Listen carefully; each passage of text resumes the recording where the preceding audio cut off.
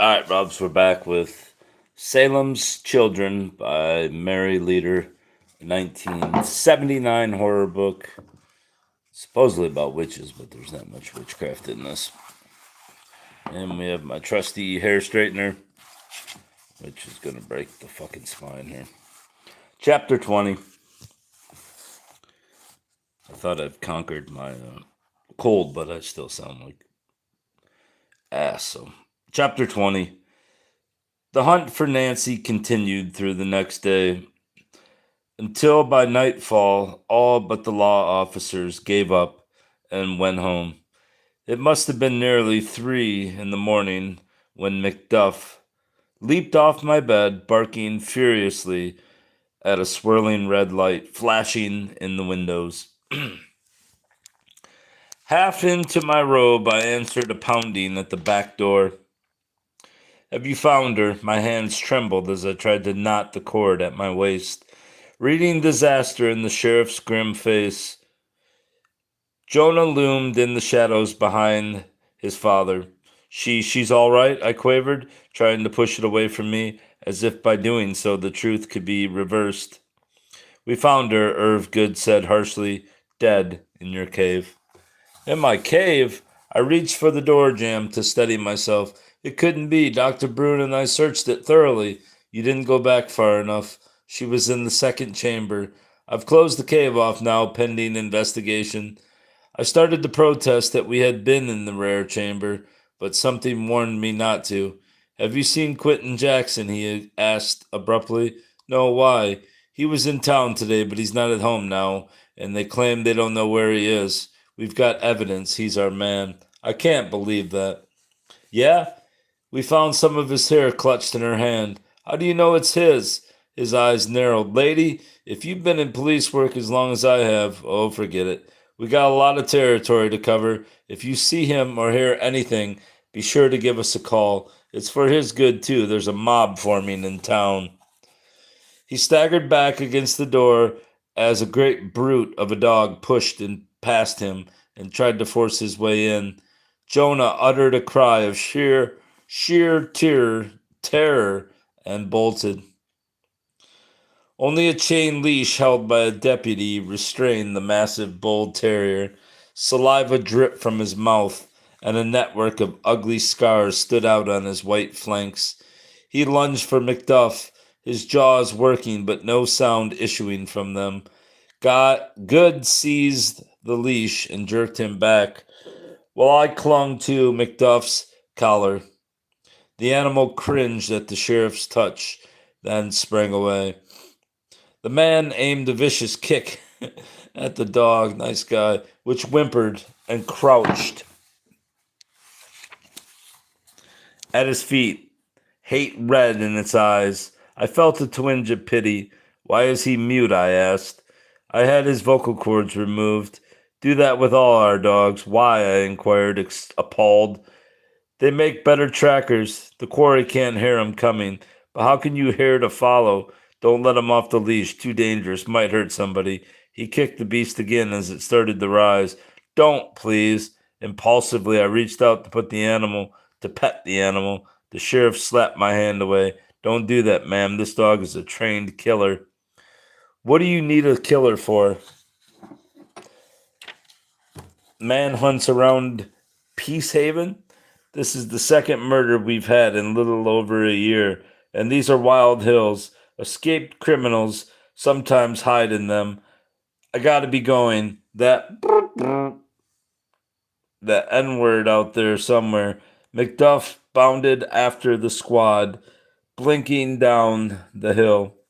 All legs and feathered tail, he was growing fast.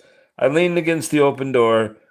Was this the 20th century? A mob gathering in town, a man condemned without trial, dogs mutilated to make them better manhunters? As if in answer, an owl hooted a mournful augury nearby in the woods.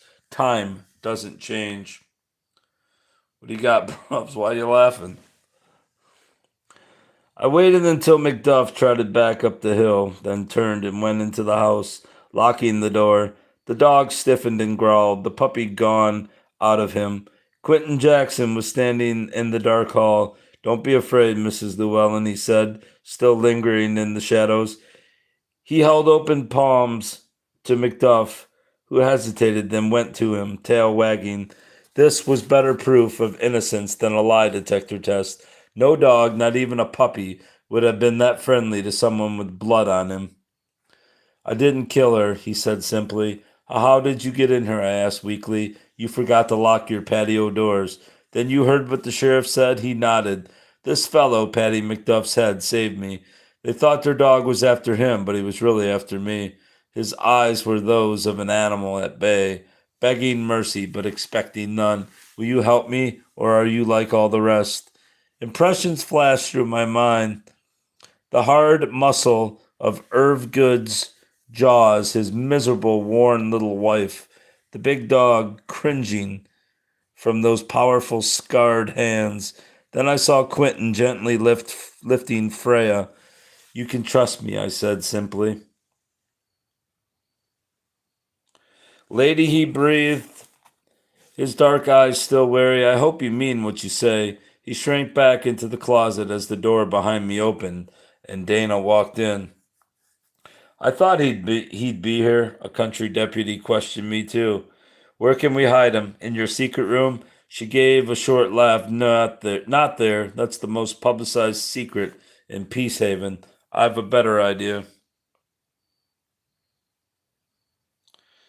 Yeah, it's a hot comb. I don't know where I got it. I got it at some estate sale for really cheap.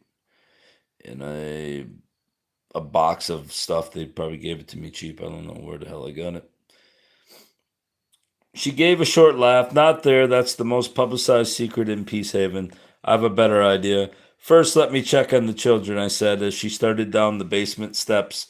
I want to make sure they're asleep. Was I a little less than trusting? How long had Quentin been there? A child was dead. Why did Irv suspect him so readily? I hurried up to the bedroom level. They were both sleeping quietly. I joined Quentin and Dana in the cellar, which was the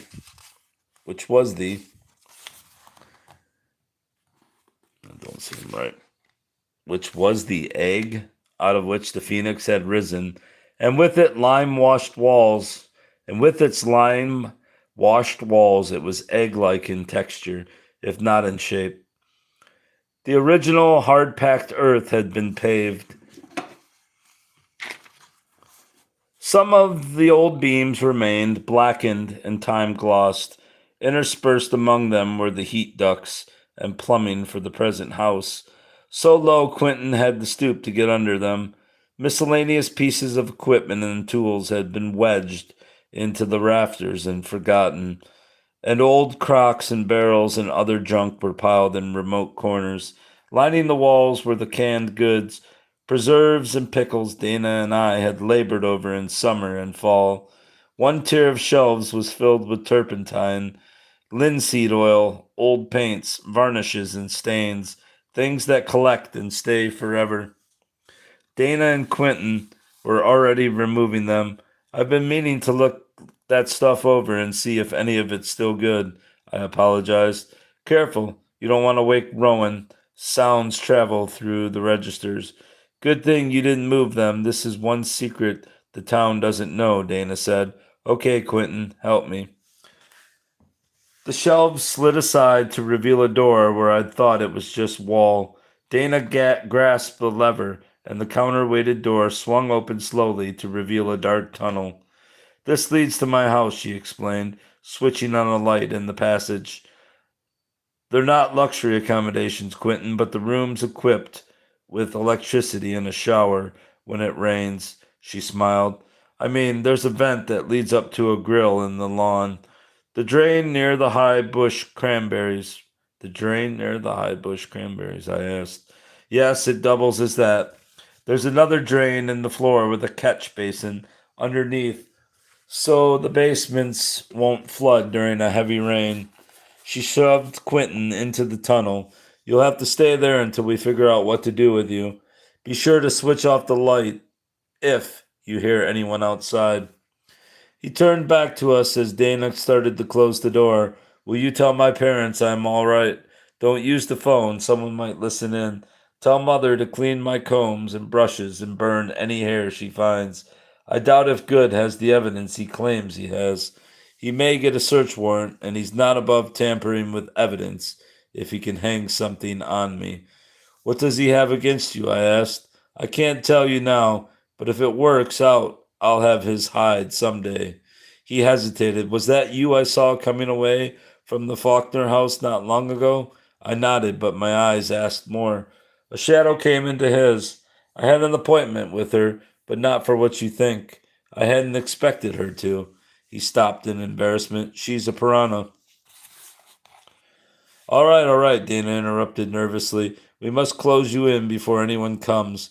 We rolled the shelves back and had nearly all the goods in place when something was dislodged from the rafters and fell at my feet. What a strange doll, I exclaimed curiously, picking it up. Dana dropped a candle she was about to set on the shelf.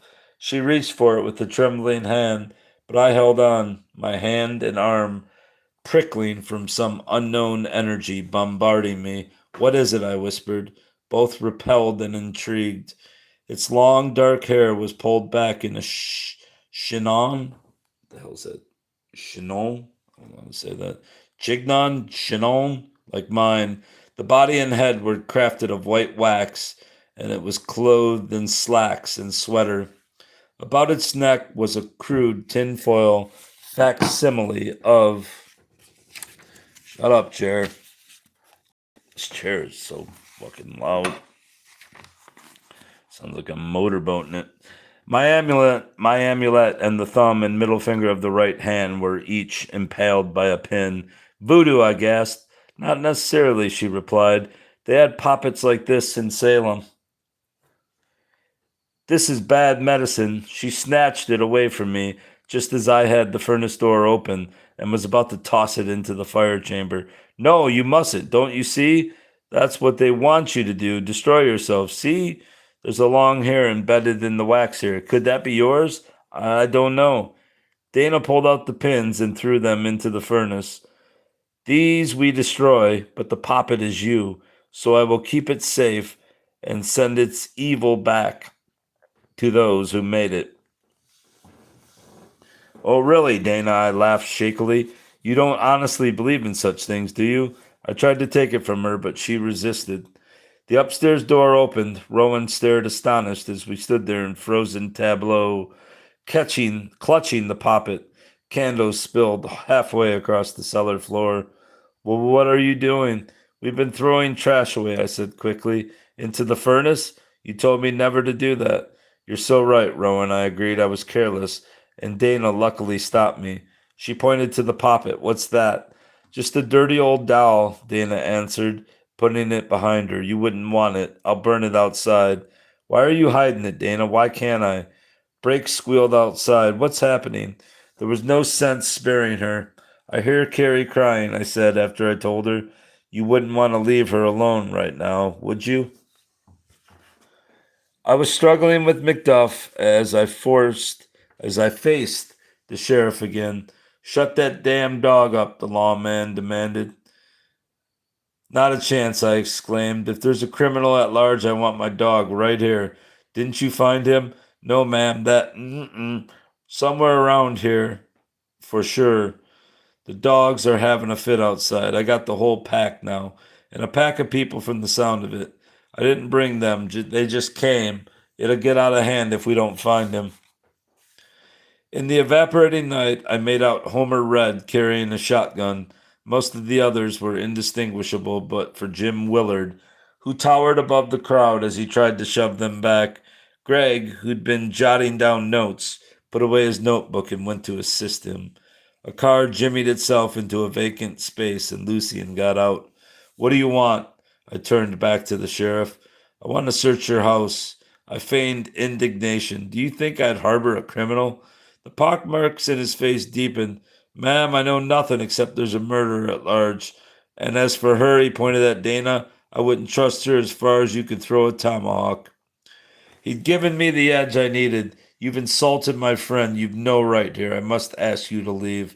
The scars on his fist whitened. Listen, lady, he snapped. Are you Or are you not going to let me search this house? Do you have a warrant? I asked, bracing myself.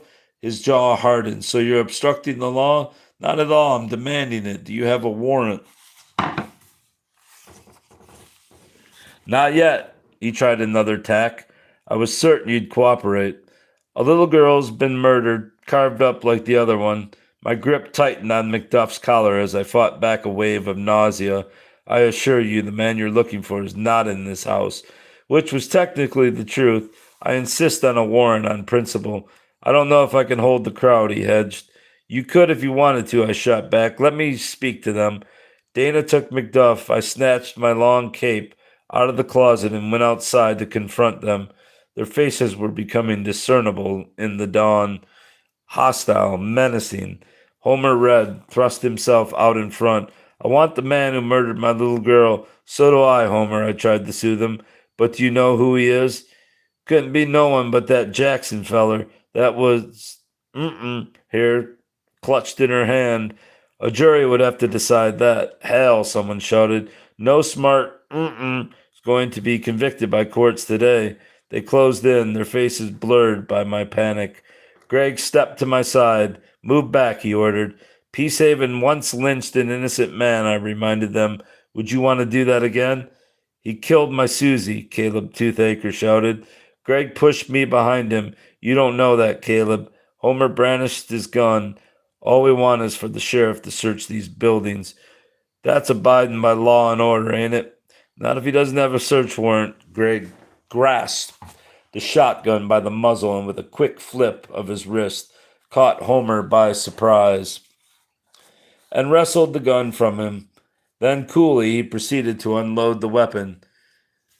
Now go to your homes. You can't do any good here. He handed back the empty gun. Greg's display of sheer courage unsettled them. They shifted uneasily and some of them backed up. Not Elspeth, who edged forward, a coat thrown over her pajamas, her hair in curlers revealing bald patches in her scalp. Why doesn't she curse us? She can get rid of us real quick that way. Come on, folks, don't listen to this. Lover, she can't stop us. We can walk right over her. She pushed past Homer, and the others followed her, but now Lucian confronted them. Brothers, he cried, and sisters, let us pray. They bowed their heads in triggered response.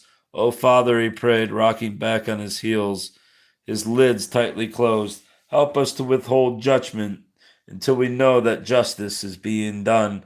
But let not the culprit go free in this age when sin and crime are condoned by the highest courts. There is a higher court, thy court, O God. Teach us where our duty lies. What was Lucian doing? With sinking heart, I saw them murmuring to each other, motioning in our direction. Amen, and we know where our duty lies. Elspeth's voice called them to action. Let's force her. They pushed Lucian aside and pressed in on me. Greg spread his arms wide in an effort to hold them off. Halt! The word crackled like a thunderbolt, freezing them in their tracks. Pardon?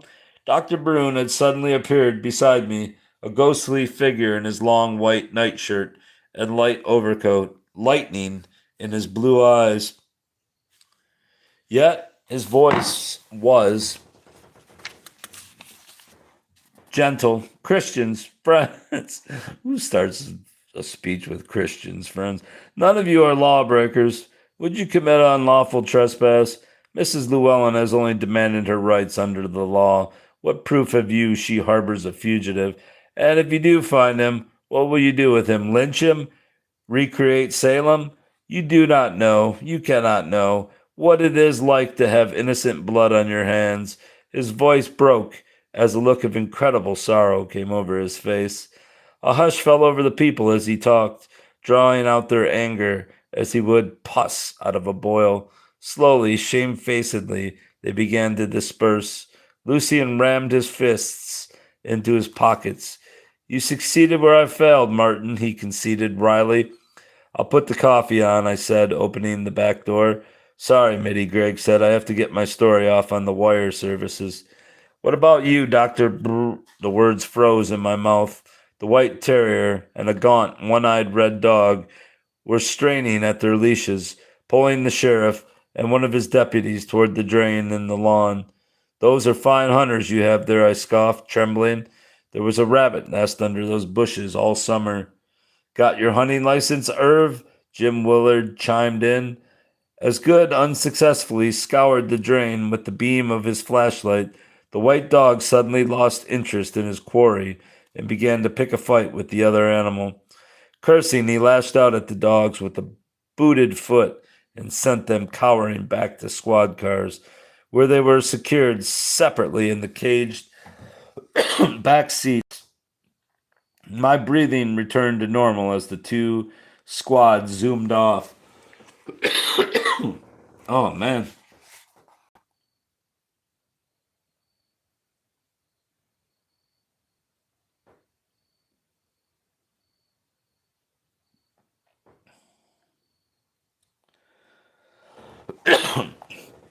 What do you talk about? The N word? I'm not reading on here and getting banned, so I don't give a fuck what the author thought.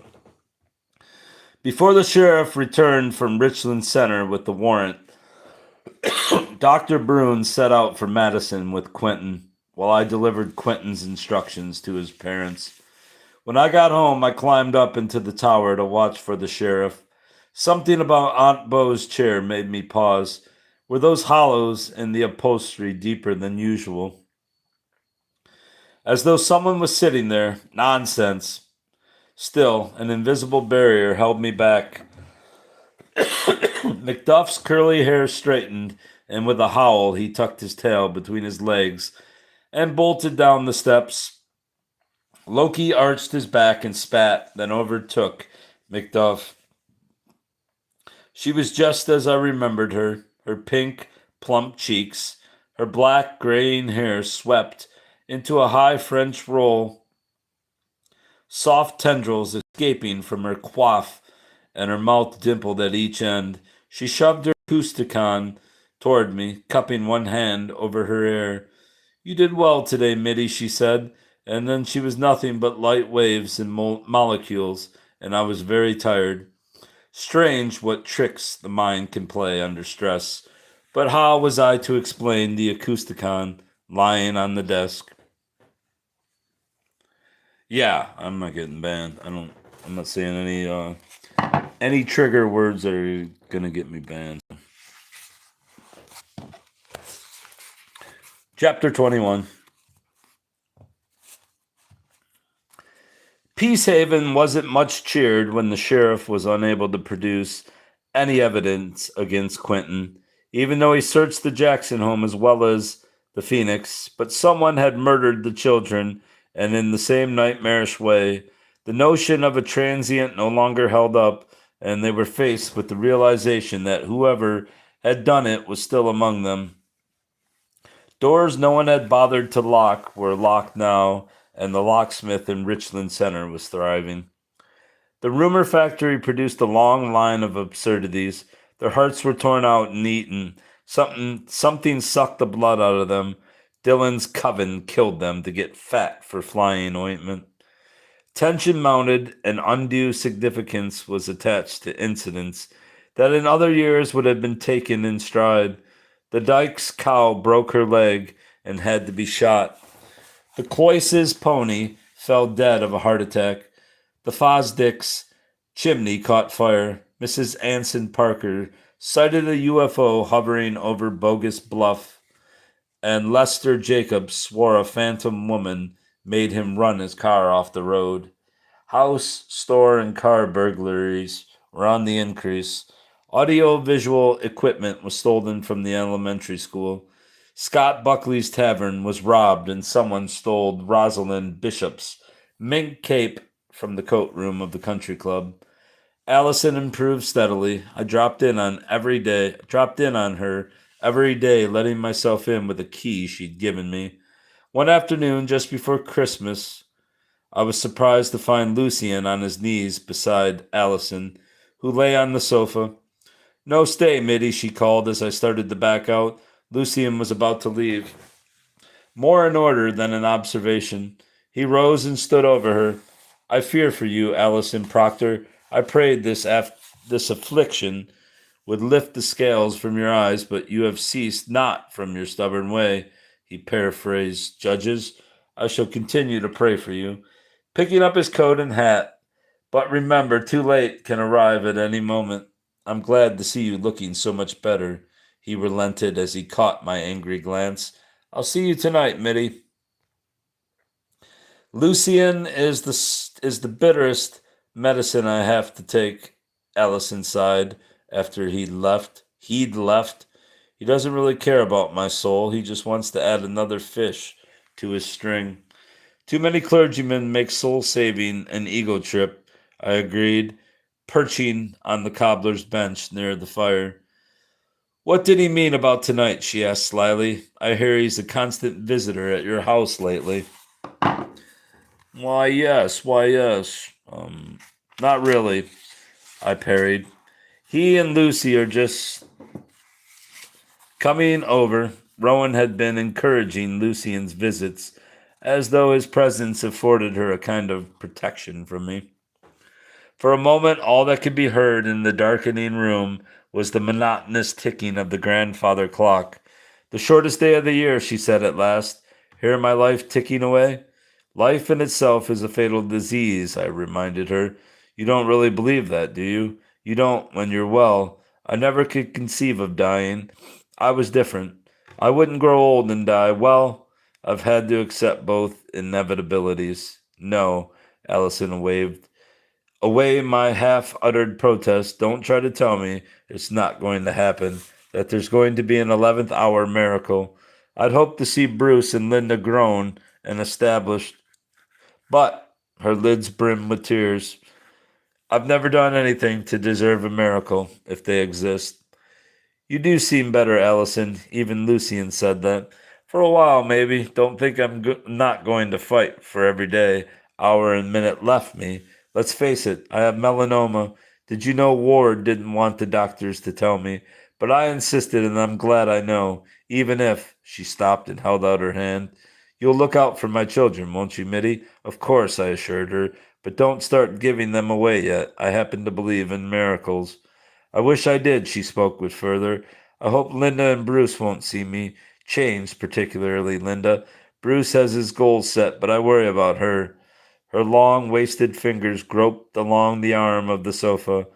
I can trust you not to say anything, can I? I haven't told Ward, but she's been acting strangely. She's been hostile. She's probably upset by your illness, I began.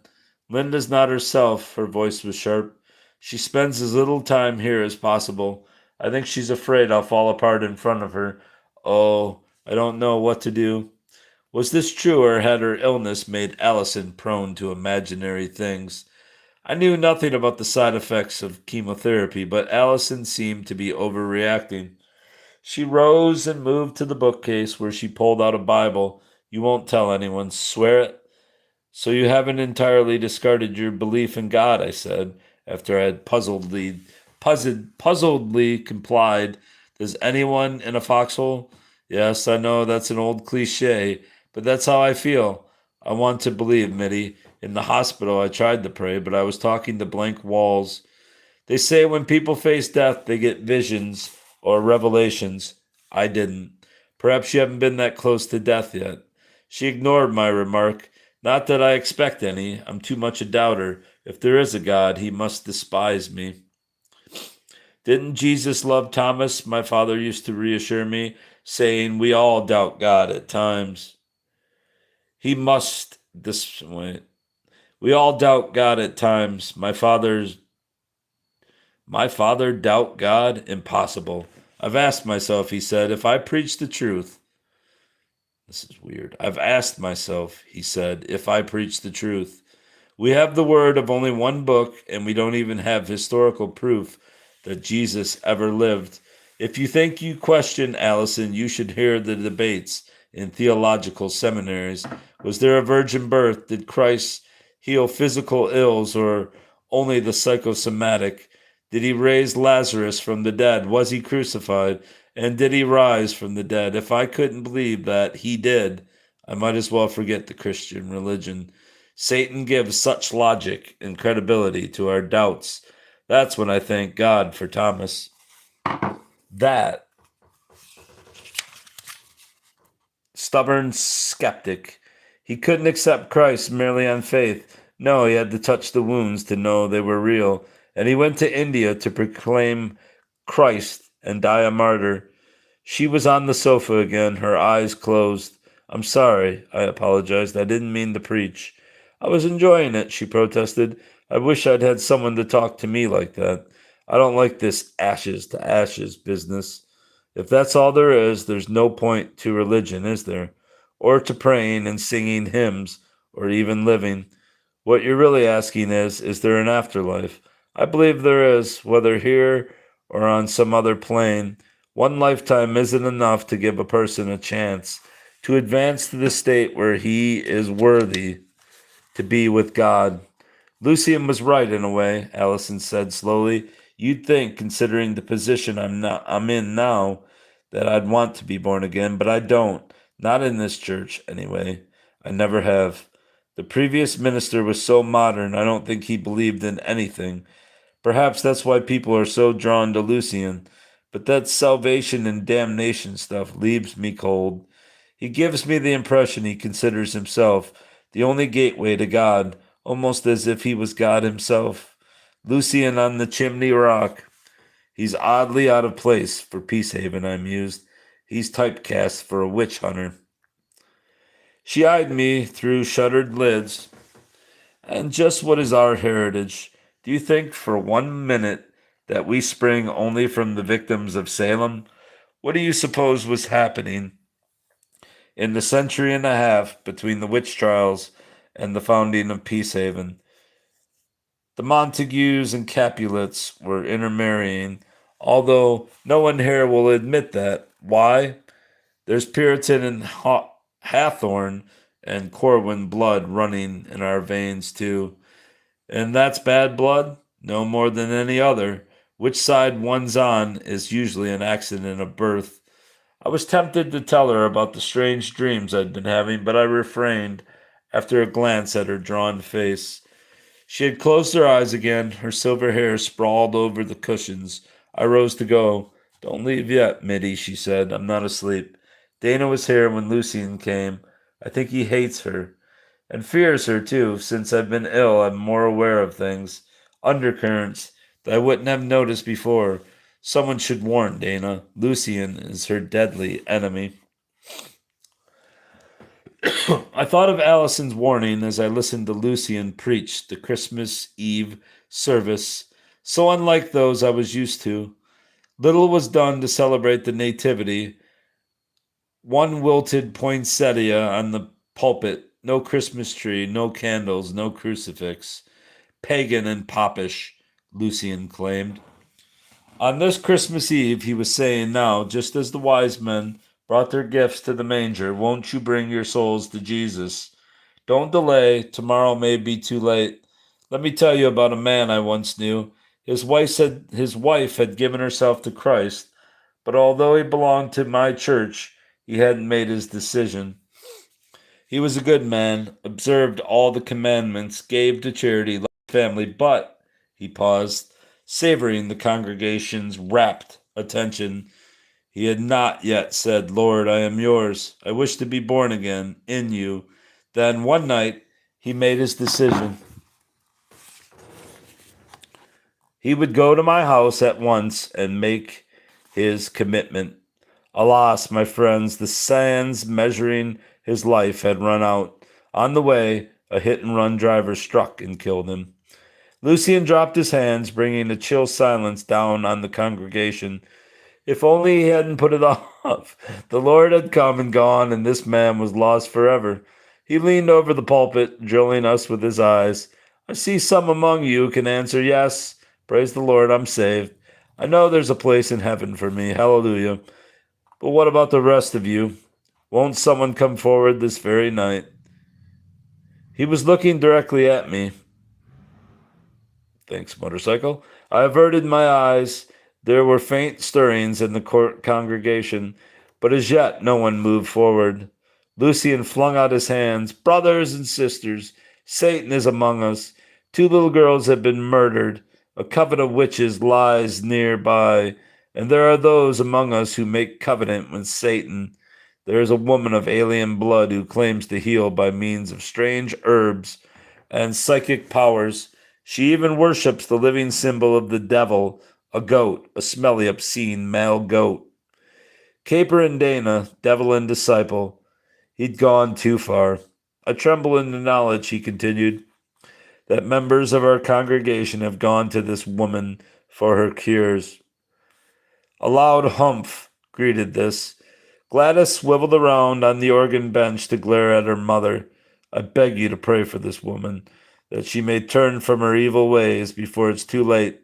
The Bible says, thou shalt not suffer a witch to live. His hand gripped the pulpit. And there is another woman for whom I ask your prayers, and for her husband too. There's Peace Haven's own, but they are not Christians. The Lord has visited a dread disease on the woman, but still she is stiff-necked. Pray for her salvation, my friends. And now I ask you, oh, you elect on this Christmas Eve, come forward to reaffirm your commitment. By your example, lead those to the light who linger in darkness. Again he looked at me, but I too was stiff-necked. Rather than be born again in his ministry, I'd stay in the womb. People were rising and filing past the chants. Last of all, Iris and the girls. Lucian passed his hand over one sleek head after another. Suddenly, there was a shriek. One of the girls had fallen forward. My view was obstructed, but I could hear moans and a loud, coarse voice shouting obscenities.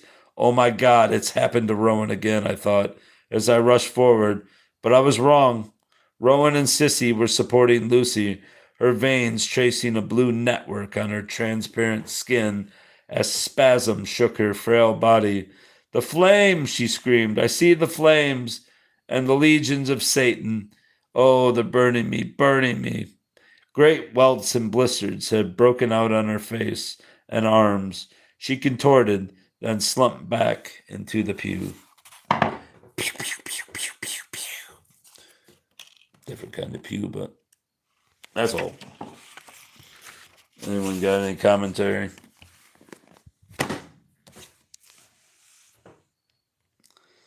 Hello, bros. Anything? Or you're going to get the hot comb? All right, you had your chance.